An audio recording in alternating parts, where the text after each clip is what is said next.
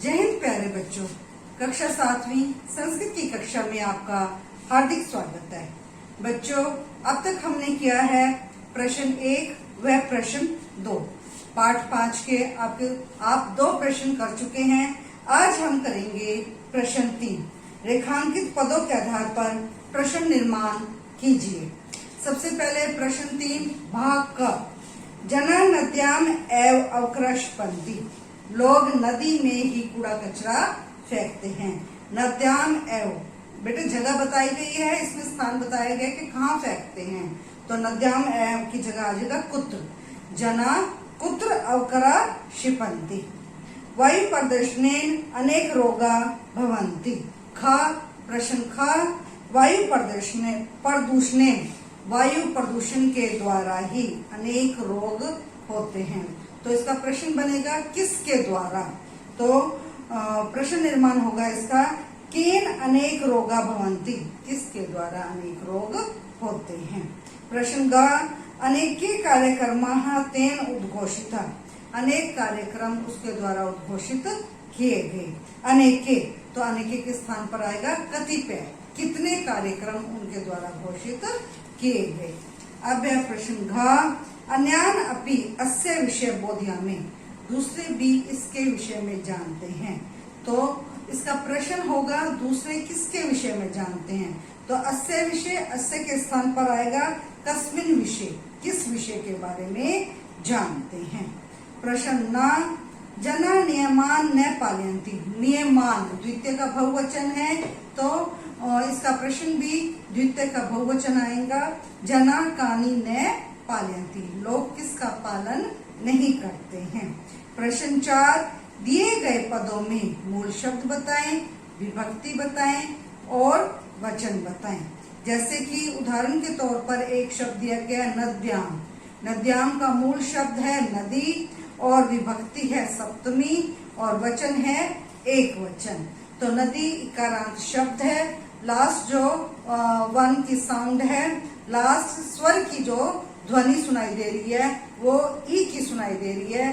तो आपको मती या नदी का जो शब्द रूप याद होगा, जैसे कि नदी में है बड़ी की मात्रा, तो नदी का जो शब्द रूप याद होगा, तो उसके हिसाब से आप ये देखेंगे कि नदी का शब्द रूप जब आप बोलेंगे तो इसका सप्तमी विभक्ति में एक वचन, द्विवचन, बहुवचन क्या बनता है।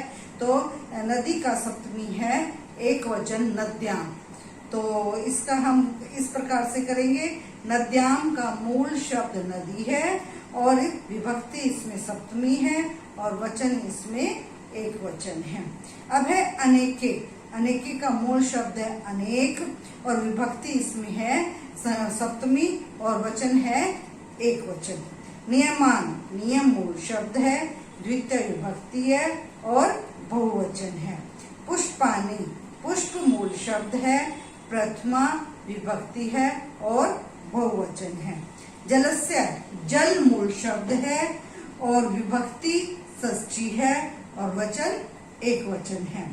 तान, तद शब्द रूप है, से तौ ते, तम तौ तान द्वितीय विभक्ति है और बहुवचन है।